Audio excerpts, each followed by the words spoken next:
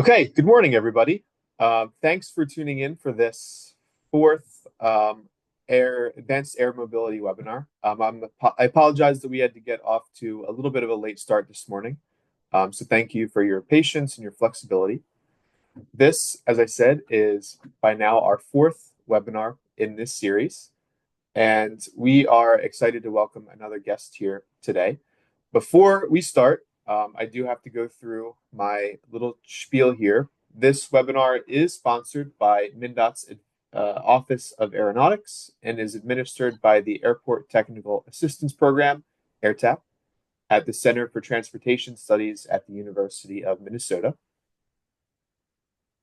AirTAP provides four major services: education and training, technical assistance, access to experts, and resources and printed materials. If you have any questions about AirTAP, please send me an email. This webinar will be recorded, as all of the others have been, and the others in this series are now available to watch on our website, airtap.umn.edu, and later this week or next week, this one will be available to rewatch as well. The chat should be open now for you and the audience to chat with one another, introduce yourself. The Q&A feature is how we would like you to ask the speakers a question. I'll be monitoring that the whole time, and we will have some time at the end to address those questions. Without further ado, I would like to welcome Rob Hodgman from Yakima Air Terminal.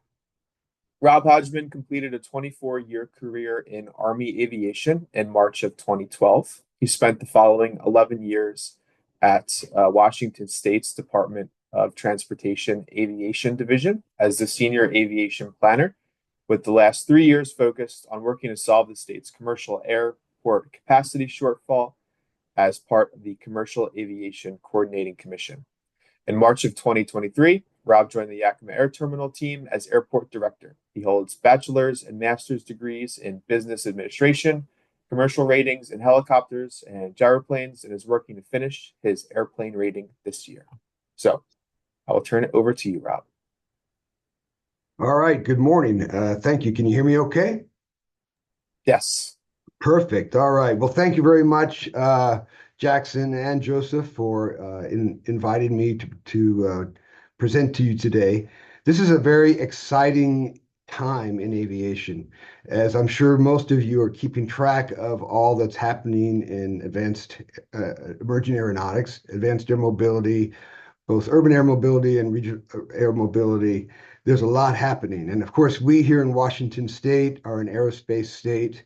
Not only do we have the Boeing company, but we have Magniacs, which makes the motors for electric airplanes. We have Aviation, which makes the Alice. And we have Zero Avia, which is working on hydrogen aerospace, both the power plant itself and then all of the vertical integration for that. So we're very keen on it, but I'm here to talk to you today about how we're trying to employ it. And you know, they say necessity is the mother of invention, and so certainly that is the case here. So let me get started. Let's see, here we go. All right, so really the background here is that SeaTac Airport is the flagship airport for Washington State, and it is rapidly reaching capacity. The FAA funded a study for the Puget Sound Regional Council, which is the MPO here in the Seattle area, to examine what the situation was at SeaTac. And from that study, they identified that by 2050, there will be 27 million annual passengers that will have the means and the desire to buy a ticket to get on an airplane, and there will be no capacity for them. And in the same way, there will be 800,000. Oh, you're not seeing my slides. I'm so sorry. Let me go back. Let me go back. Sorry for that. I forgot to share. All right, Jackson. Let me see if I can share now. Good catch. All right. Fortunately, you caught me on the first slide. Okay. Can you see them now? Good to go? So picking up where I left off, SeaTac's got a problem. 27 million annual passengers that will want to buy a ticket on an airplane and will not be able to. 800,000 metric tons of freight that will want to ship in and out of the Seattle metropolitan area that there's no capacity for that. WashDOT did an aviation system plan that identified that by 2032, SeaTac would be at full capacity, which means that slot control would be implemented and airlines would be limited on how many destinations, how many flights a day that they could operate in and out of SeaTac Airport. So that's important to the entire state of Washington. Here in Yakima, which is in central Washington, as well as several other eastern Washington non-hub and small hub commercial service airports, we rely heavily, or in fact solely, on SeaTac for our connections. So as SeaTac reaches capacity, it's likely that they'll have to divest of various different destinations. And unfortunately, all of our destinations in eastern Washington are low profitability, low volume passenger. And so we would be on the chopping block. But in addition to that, the greater Seattle metropolitan area is the largest population base for the state of Washington. And so, as you'll see in some subsequent slides, it's a statewide problem. In order to address the problem, once Puget Sound Regional Council released their analysis, their report, the Washington State Legislature in 2018 passed legislation to create a Commercial Aviation Coordinating Commission. And all members, 26, I believe, members on that commission were appointed by the governor's office with the task to be able to identify a single preferred location for a new or expanded airport to accommodate the looming overcapacity situation at SeaTac. I was the lead planner for that. And so I had I was up to my elbows in all the details. We ended up hiring a consultant and we used our aviation system plan in parallel with that Commercial Aviation Coordinating Commission work to help us understand the issues and what the opportunities are, the challenges that we might face, and so forth. And so we started out by examining existing airport sites. And there are 17 airports in the greater Puget Sound region that had the potential to accommodate large-scale commercial passenger service. As we did the analysis using various different factors, we identified that really there was only one that had the potential, and that was Payne Field, which is way far north of Seattle in Everett. That's where one of the big Boeing plants is. But they only had limited capacity of about 2.5 million. And remember, we're solving for 27 million. So then the commission started looking at a potential new airport sites. And we started with 10 and we culled that list down to 3. But the public did not want a new airport in their backyard. And so they lobbied their local elected officials, their state legislators, congressional delegation to shut that down. So at the end of almost 4 years of work, there was no solution. Recently, this last legislative year, the legislature created a new working group. The CAC, the Commercial Aviation Coordinating Commission, sunset, and the new working group basically started this last July and picked up where the CAC left off. But really, as we continue to grind away at trying to find a governmental solution, SeaTac continues to get more and more problematic. So right before I came to Yakima, the city of Yakima, Yakima County, the local Yakima Economic Development Council, and many, many others all wrote letters to the Commercial Aviation Coordinating Commission via WashDOT Aviation, because we had conducted a poll that said that 88% of our community supported having a large commercial service airport. Our airport, as it exists today, has the capacity to accommodate all 737s and most 757s without extending the runway, but there is land on either end of the runway that we could extend it up to another 2,000 feet. We're currently at 7,604 feet. We also don't have any airspace constraints, and so that's one of the big problems with Puget Sound is that not only do you have SeaTac and those several smaller GA airports, as well as Boeing Field, which is a commercial but also a business aviation airport. You have several military bases. You have the Navy base, you have the Air Force base, you have the Army base, and they all have flyers and they all have MOAs and all these other things. And so it's incredibly congested airspace in the greater Seattle metropolitan area. We don't have that problem here. You can see there on the little map that we're close to the center of the state, and we're just miles from Interstate 82. And in conjunction with that, recognizing that there was a need, we already have a modernization project for our terminal ongoing. And so we think that we can leverage that to create additional capacity to solve the SeaTac problem using electric aviation. So solving the problem, SeaTac is a large hub. Snohomish and Pierce County are the largest population density by far in the state. As I mentioned, the airspace is saturated. We know from our analysis that 90% of the passengers that fly in and out of SeaTac are domestic passengers. So while there has been some fear of this new airport being international, that's not the case. We're solving for a domestic passenger solution. And there have been a lot of the public that have said, well, what about high-speed rail? Well, obviously, you know that across the country, there really isn't a high-speed rail network. And so even if you wanted to do something regional with high-speed rail, that really doesn't solve the domestic problem. In addition, from our analysis, we know that 62% of our Seattle passengers are origin destination Seattle. So while I mentioned before, these smaller airports on the east side of the state are wrestling with with our vulnerability, our reliance on SeaTac, really it's the Seattle population that is what we're solving for. The public wants to continue to travel. I mean, we see it, I'm sure you see it too. The commercial passenger growth has recovered and in fact is surpassing the pre-pandemic levels. But nobody in Western Washington wants a new airport. They all want to fly, but they don't want the airport. So goals of integrating AAM, specifically to solve the SeaTac problem, is to provide relief for SeaTac, and you do that by bypassing SeaTac and mitigating the airport congestion. If you've been into SeaTac, especially if you've driven to SeaTac, you know that the roads, the parking garage, the TSA, the ticketing, all of it, all the concourses, is just busting the gills. And so technically, we're not at slot control yet, but we're getting so close. It's getting really onerous to try and fly in and out of Seattle. We also want to enable passenger service access across the state. And we think that AAM can help us do that.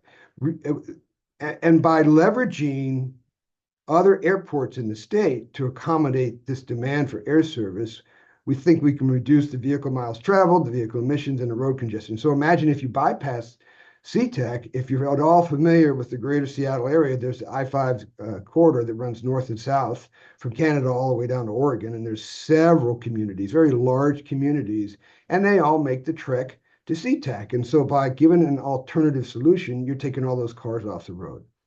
As you probably know, electric aviation is much more affordable, not only the operating cost, but the maintenance cost. I like to use the analogy of a ceiling fan that I have in my home for 25 years. And when is the last time I did any maintenance on that ceiling fan? And the answer is never. Electric motors don't need any maintenance. Also, this is an opportunity to increase access to passenger service. And I'll show you that a little bit more in a subsequent slide.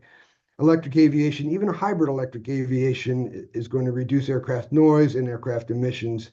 And then there's a benefit that you'll see in a minute of economic impact for communities across the state. So let me take a minute and kind of define what we in Washington State and here in Yakima Airport consider electric aviation. And there's really two parts. There's point-to-point, one airport to another. So for example, here in Washington State, you could go from Moses Lake to Olympia, point to point. Neither one of those are commercial service airports. But what we're also trying to do, what we're trying to leverage in order to solve the SeaTac problem, is what we call distributed air service. And so that is having multiple flights from small community GA airports converge on one or more existing commercial service airports. So by doing that, you distribute the load. You distribute the passengers. Instead of enplaning at a primary airport, they enplane at a non-primary airport, airports that we already have. And you can distribute that further, that instead of flying that passenger to a large or medium hub airport, you can fly that passenger to another existing small or non-hub airport that you have in the state that may be well under capacity. And here at Yakima, we have two sets of commercial flights a day to and from Seattle. That's nothing. The capacity that we have here to accommodate is tremendous. And so are some of my partner airports in Wenatchee and Walla Walla and Pullman, Moscow. We all have enormous excess capacity to accommodate more flights. So let's explore. You probably are familiar with many of the electric aircraft that are being developed. I'm just going to focus on a few. As you know, there are a lot of participants in this space, but we're honing in on the ones that we think will help us solve our problems. So obviously, the Aviation Alice is being developed here in Washington State, in Arlington, Washington, just north of Seattle, real close to Plainfield, Everett. It's a 9-seater. It's all electric. They've done a lot of test flights. They've taken a lot of orders.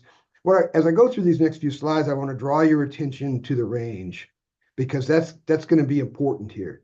The range for this airplane, they're saying, is 290 miles.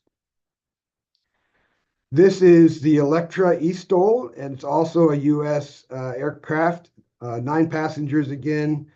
This one only requires a 300-foot runway. So think about that in your state. How many airports do you have that are NIPIOS or even not NIPIOS that have a 300-foot runway? All of them have a 300-foot runway. So this aircraft really opens up the possibilities for you. And its range is 460 miles. Then there's this Swedish aircraft, and I follow them on LinkedIn. They're making really great progress. The Heart Aerospace ES-30. This comes both all electric and hybrid electric. As I've been watching this industry evolve, my personal opinion is that as you start up gauging the aircraft for the number of passengers, the energy density in batteries, both now and probably for many years to come, just isn't there to accommodate that heavy of an airplane. And so I think it's likely, and this is what I've been watching from Heart Aerospace, that the hybrid is probably going to be more prevalent for these larger airplanes. So here in the hybrid mode, 250 miles. And then you've probably been following Joby. Joby appears to be one of the leaders. Archer is also, and there's a couple others, but Joby is really in the news a lot. They're eVTOL, and while it doesn't have quite the same range, this is for a different segment of the market. This is a much smaller aircraft with room for 4 passengers, but it's vertical takeoff and landing, and so. Not only could it use all of your airports and airstrips, even grass strips in Timbuktu, but the FAA, as you know, has released some guidance on vertiports, and that's continuing to evolve. Here's why those ranges are important.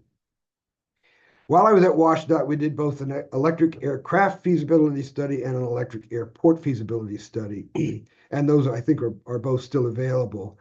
But the aircraft feasibility study showed that in addition to the 11 existing commercial service airports that we have in Washington State, there are another 60 general aviation airports with a 3,000-foot or longer runway that could accommodate those electric airplanes. So you can see that the existing airports are the orange dots with the blue circles around them, and you can see Yakima there pretty much in the center of the state. And then the GA airports that have the potential to support electric aviation are the blue dots with the orange circles. So if you're familiar with Washington State at all, there's a Cascade mountain range that runs north and south. So as you look at this map, where there are no dots, that's where the mountain range is. And then there's also the Olympic Mountains over on the northwest corner. And again, you can see there are no dots there. So with the exception of those two, the geographic dispersion of these airports is ideal. I couldn't do better if I planned it myself. Here's the neat thing about it, though. Many of these communities are very, very remote. And so for them to get access to commercial service, it's a very long drive. So going back to that vehicle miles traveled, emissions, and all the rest of that, but also the traveler experience. As our population continues to evolve, and as our culture continues to evolve, the consumer is continually getting more choices. and the consumer is having higher and higher expectations. This is an opportunity for air service to capitalize on that and to be able to provide an added level of service and potentially dramatically increase the number of passengers that fly by air by accommodating these smaller communities with electric aviation. But here's what's important. I've mentioned the ranges of all those aircraft, and this is why. Because you can see these two concentric circles that are around Yakima Airport, and you can see that at the 200-mile range, we cover almost every single airport in the state, plus many airports to the south of us in Oregon. Remember, with the exception of Joby, all of those airplanes had a range in excess of 200 miles. And so what this shows is not only is it a neat idea that you could, have a passenger drive to their local general aviation airport and get on a plane, but it's actually possible. The range here is it's within reach, and the flight time is about 30 to 45 minutes, depending upon where they in plane, and so it's pretty convenient for them too. And we're going to explore a little bit more some of the other benefits to the passenger and to all the communities that host this. So this is what it would look like. By implementing distributed air service, we bypass SeaTac. So you can see over there in the west, there in the Puget Sound, there's a lot of airports right there around SeaTac. But as we get to the point that SeaTac can take no more passengers and take no more freight, there's an opportunity for those people in Auburn and Arlington and Puyallup and Tacoma and Olympia that would normally drive to SeaTac to instead go to their local general aviation airport where there's no TSA, there's no ticketing. You literally carry your own bag out onto the plane. And so the traveler experience is much more simplified, less stressful. The driving time for the passenger to get to their general aviation airport is much less. The overall cost is much less, not only the cost at the airport, but also the flight itself, if we're using electric or hybrid electric aviation. And the economic impact to those communities. So those general aviation airports that you have in your state that are currently only GA, there's an opportunity here with a variety of different revenue streams to make money to help the economic vitality of your airport and your community. But at the same time, it's still more affordable and more pleasant for the traveler to come to your airport than it is to go to the big, large hub, medium hub commercial service airport. We here in Washington State have partnered. So I'm partnered with 5 other airports, and we put in a grant application for a US DOT grant for electric aircraft charging stations to create this proof of concept regional network of airports. So you can see on the list there, Chehalis, Centralia, Port Angeles, Friday Harbor, Payne Field, and Boeing Field are all in Western Washington. Yakima is the only one in Eastern Washington. So this is a point-to-point network. This is not a distributed air service network, but this is a proof of concept. And it also is a proof of concept for what we're trying to do in Yakima, which is be that next airport that can accommodate some of this passenger volume. Now I want to get down into the nitty-gritty of how you actually do this. So this actual data that we captured during our aviation system plan, this is SeaTac Airport on August 8th of 2019. And what I'd want to draw your attention to, you can see both the inbounds graph on the top and the outbound graph on the bottom. There are 8 very predictable cycles of planes coming in and planes departing. And this is kind of a model that we use to say, okay, if we were to do something like this in Yakima, ultimately, once we completely build out to accommodate that volume, ultimately we could expect something like this. And so using this concept of having small electric airplanes, whether they're a 9-seater or a 30-seater or a 60-seater, a 61, I believe, is the cap for TSA screening. Whatever size plane that is, that's coming in from whatever community, I would anticipate the larger population density communities like throughout Puget Sound, they're going to be larger airplanes. Whereas those really small remote communities are going to be the much smaller airplanes, and they could even be the eVTOLs, depending upon what the traveler demand is for access. But you bring all those people and all those small aircraft into one airport with the idea that they're going to have a connecting flight. And so what we would do is bring non-TSA screen passengers into the airport, having them come in through a concourse outside the SIDA area, the red line, where you have to be badged, into the terminal in an area where it is not secure.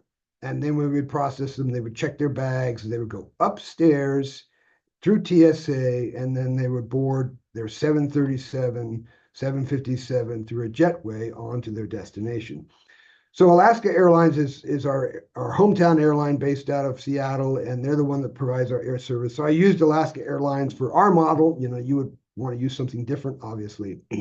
But looking at their fleet, the 737-800 or 737-8 MAX, they're a 159-seat airplane. This is a very likely aircraft that would operate in and out of our airport using an 80% load factor, 382 passengers.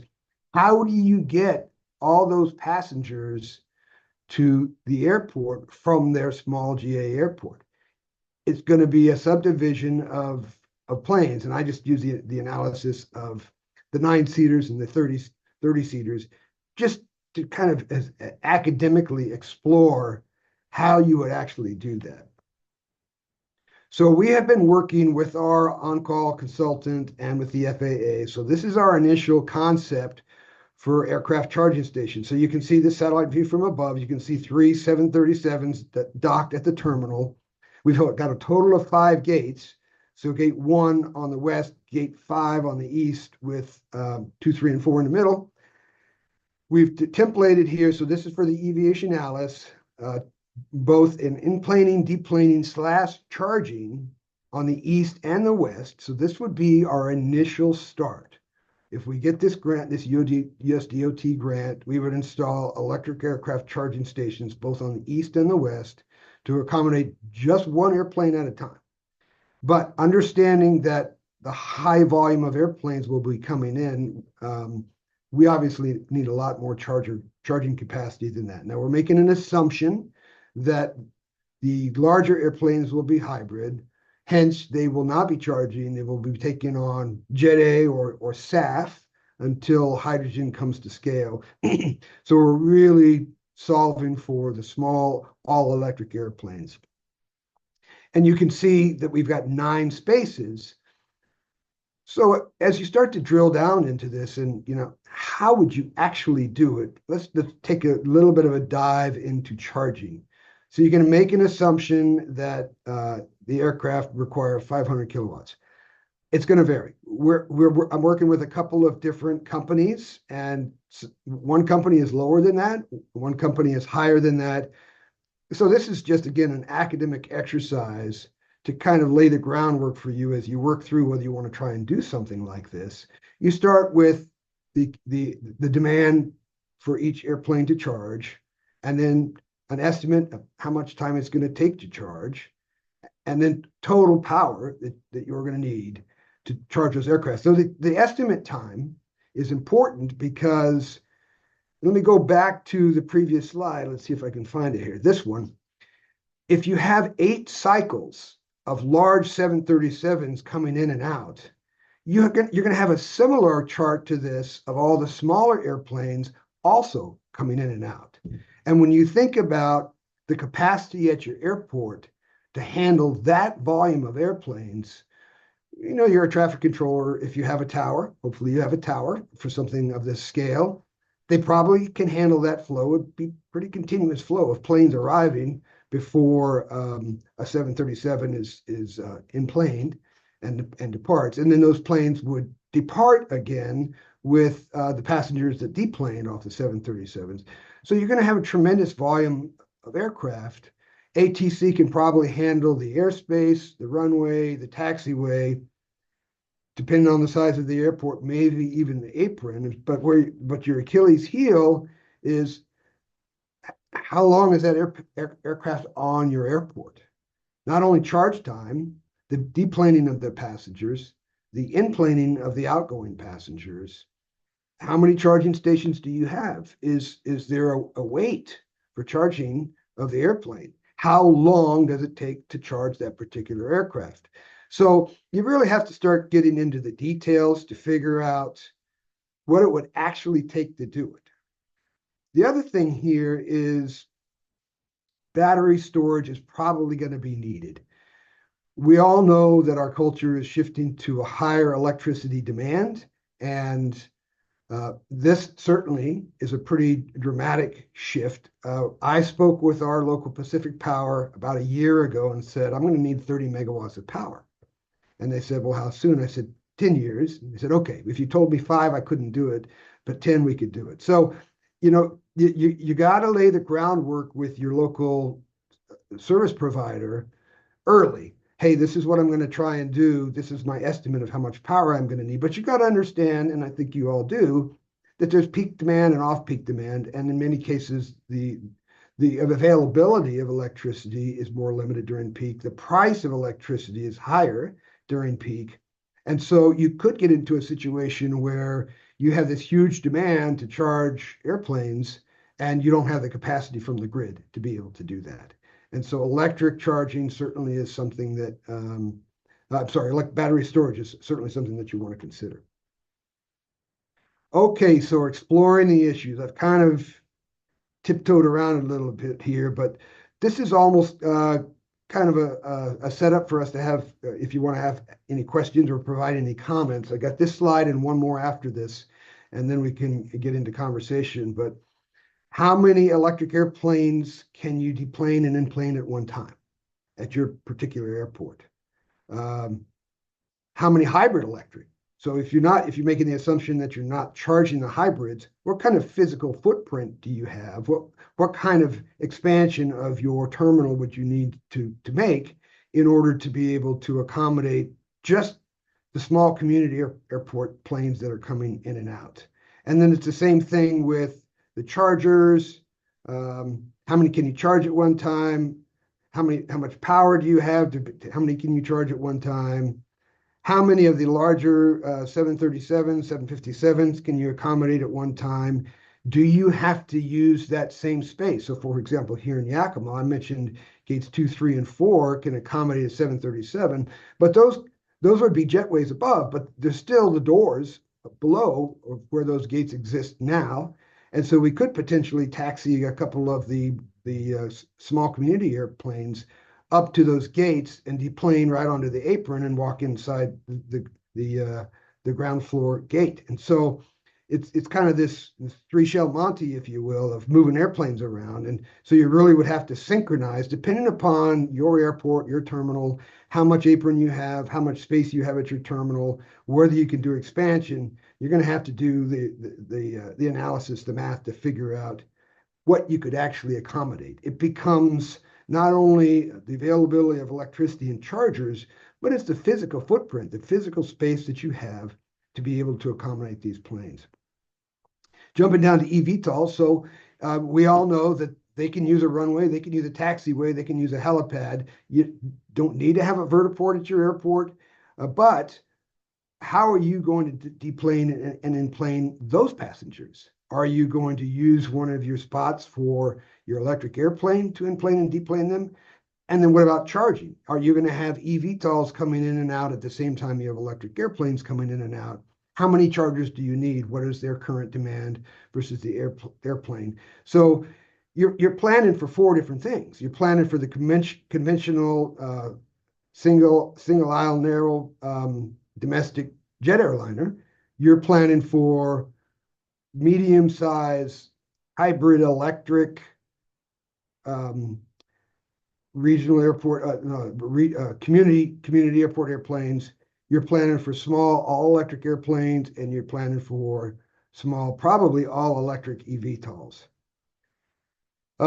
So the last thing here, I want to jump down to the bottom, is TSA screening. Senator Cantwell was here a little over a week ago, and she's chair of the Senate Aviation Committee, and she's very concerned about some of the operators that are operating below the threshold of required TSA screening, um, and a little bit of uncertainty about how safe that is. But the rules on the books are what they are. And so right now, um, likely would be that your passengers that board at the community airport are non-TSA screened. And I say that because a few years ago when I was at WashDOT, we had Port Angeles, which is up on the northwest peninsula of the state, was trying to get a connecting flight from Port Angeles to SeaTac. And we ended up having a sit-down meeting with TSA and SeaTac in Port Angeles. And TSA basically said, look, we don't have the staff to put a TSA agent in your airport. We don't have the funds to fund that kind of activity. We're not going to be able to screen your departing passengers out of Port Angeles. You're going to have to screen them when you get to Seattle. Well, that was just one airport. I'm proposing here 60 airports that would be able to accommodate passengers that would fly into Yakima or to another commercial service airport. There is no way the TSA is going to be able to fund and have that many agents to screen those passengers. So you've got to be thinking through, if you're providing commercial service, you've got a sterile area, you've got a sided area, but you're going to be bringing in planes with non-TSA screen passengers. So there's some work to do there. So to kind of wrap this up, the takeaways, I think I've probably beat that horse to death. The amount of space that you're going to need to accommodate this new way of travel, this new line of business, if you will, for commercial air service. The charging capacity is likely going to be an issue just because of grid limitations alone. You know, those chargers are not cheap. Our estimate is it's about $1 million for the charger and all the labor and all of that to get it installed. So, you know, if I'm having 9 chargers here, that's $9 million. That's not easy to come by, as I'm sure you all have experienced as well. Consider the passenger experience. You know, this bit about getting them into the terminal. So here in Yakima, we have extreme heat and we have extreme cold with lots of snow. Not the most pleasant experience for a passenger as they're enplaning and deplaning. And again, the TSA screening. But then there's the FAA and your airport district office. And I know that they differ across the nation, but the FAA is not fully up and running with this yet. You know, they're doing the certification of the aircraft. I think they're thinking about it. They're talking about it. But we really don't have, other than the vertiport guidance that we have so far. And I think there's now a new, they're working on the eVTOL certification standards for the actual pilots. But there's still a lot to be done, specifically on the airport. There's still a lot to be done. And so you would probably want to start having conversations with your counterpart at your local ADO to figure out what their needs are. That's it for my slides. So I'm going to stop sharing here and have a conversation, see if there are any questions.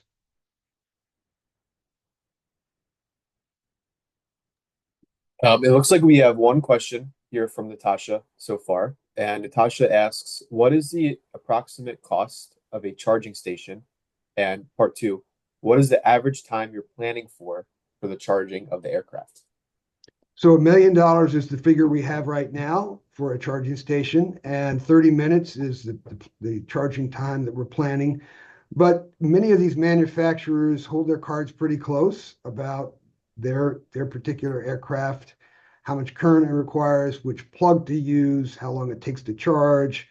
And so this is kind of an iterative thing. You know, we don't have all the answers. You know, we've spent a lot of time thinking about it and working on it, but there's still more to come. And so I would say you probably want to start with partnering with a particular manufacturer. So maybe somebody in your community, or if you have an airline that is indicated, like I think Cape Air is out on the East Coast, is indicated that they're going to be buying a lot of Aviation Alice.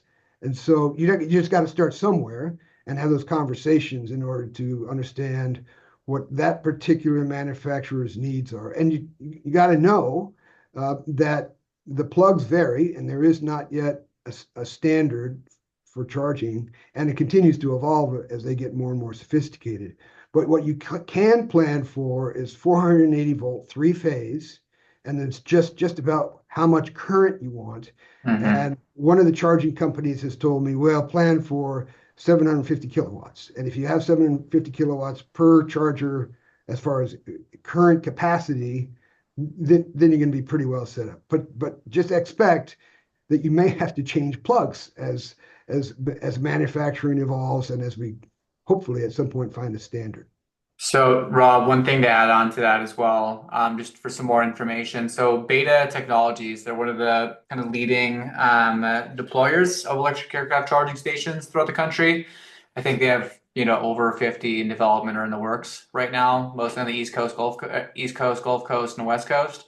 320 kilowatts is what their charger can go up to right now. They're using the CCS standard, which is kind of what most of the automakers are using aside from the Tesla Next standard, which a lot of automakers are going to be using as well. You can go up to about 350 kilowatts with the CCS standard. Mhm. There's other standards in development, like the megawatt charging standard, NCS, which would obviously let you go up to a megawatt in charging. So just some additional information there. Super. Thank you. Yep. Jackson, anybody else? Not so far. Okay. Rob, I'll ask another probing question. And folks, again, would encourage you to use the Q&A feature to put in any questions for Rob. It's a good opportunity.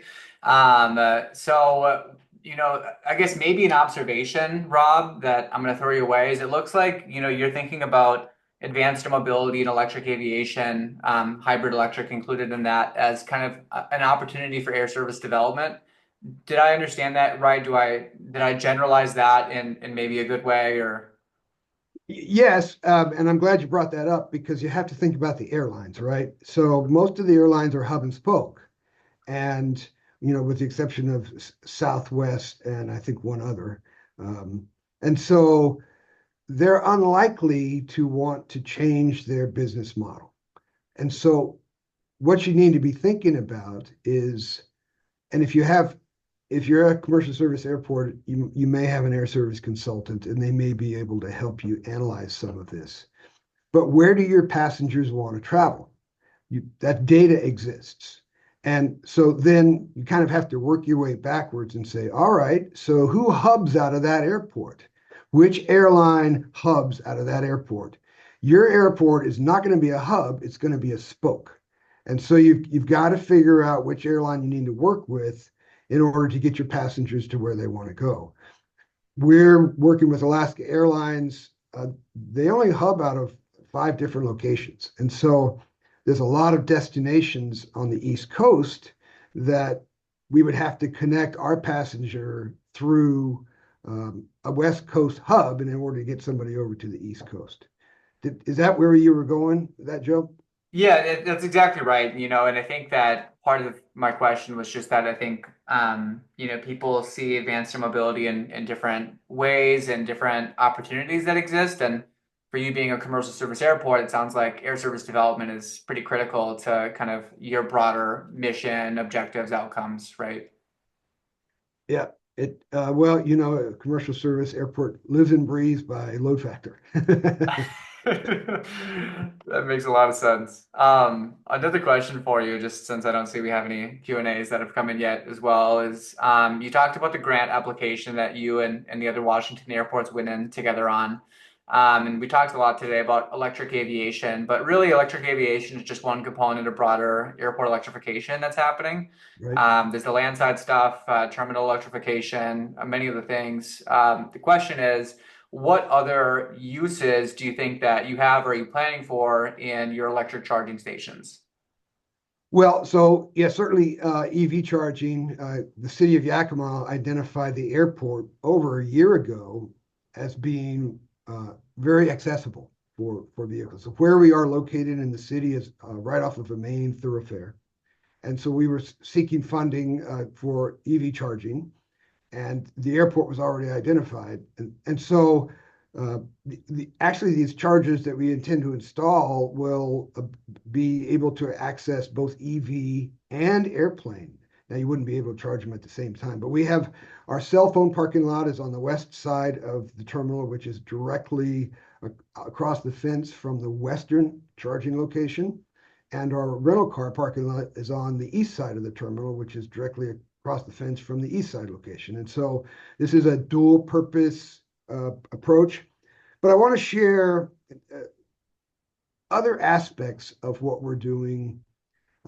We have applied for a grant and a loan from WashDOT, and although it's not final, it's looking very good that we will be installing solar canopies in our parking lot for our terminal parking.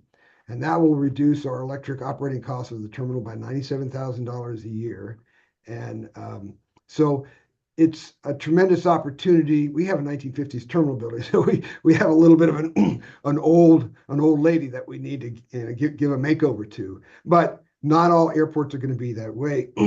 By installing solar, and certainly not all climates are ideal for solar, but for those locations that are, there's an opportunity for you to bring in additional electricity. Right now, there are a lot of grants available. We'll see with the next administration what continues. But over the long term, I think we're going to see our country continue to move towards more sustainable energy sources.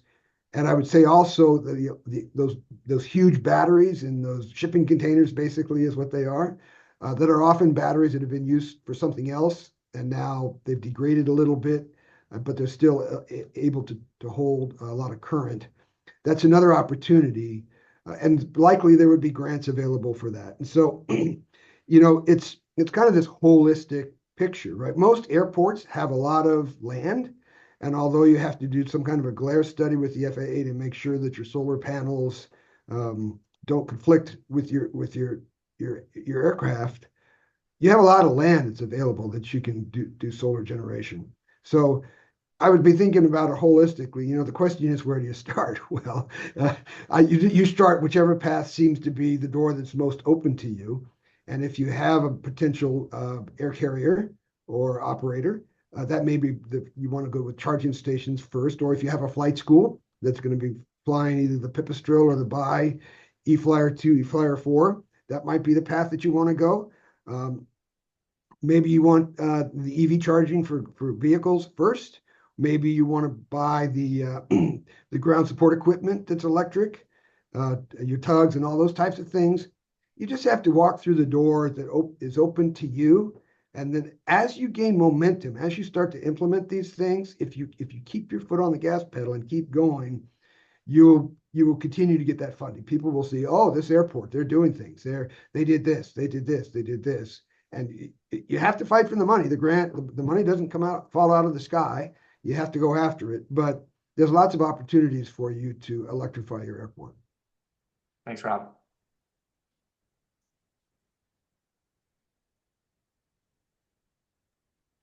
10 o'clock exactly, we get another question. Okay, we'll try to make this quick one then. John says, as an airport director, what excites you personally about the addition of electric aviation at your airport? As a follow-up, are you encountering any challenges getting buy-in from your local stakeholders? I think it's exciting because of my time at WashDOT, and I know how bad the CTAC problem is, and this is really the only solution that we have. The buy-in local is phenomenal. The buy-in on Western Washington is lackluster, and I think there's two reasons. I think not everybody understands or believes that electric aviation is actually going to happen, but there's also just this paradigm that all roads lead to Seattle and nobody ever goes anywhere else. Seattle is the place to be. And why would we go to Eastern Washington? They should be coming to us. It's kind of just this attitude thing. But when people can't buy a ticket anymore, when they can't get on their plane to go see grandma at Christmas, all of a sudden, I think things are going to change. So we are moving the needle, and we find a lot of support here locally. We're just waiting for the certification of airplanes. And once they're certified and they start operating, things are going to change very quickly. So we're trying to stay ahead of that. It takes a few years to get the infrastructure in place. As you know, nothing happens fast in government, and the money is hard to come by. And so we're just trying to stay out in front of it far enough that when they're ready to start flying, we're ready to charge them.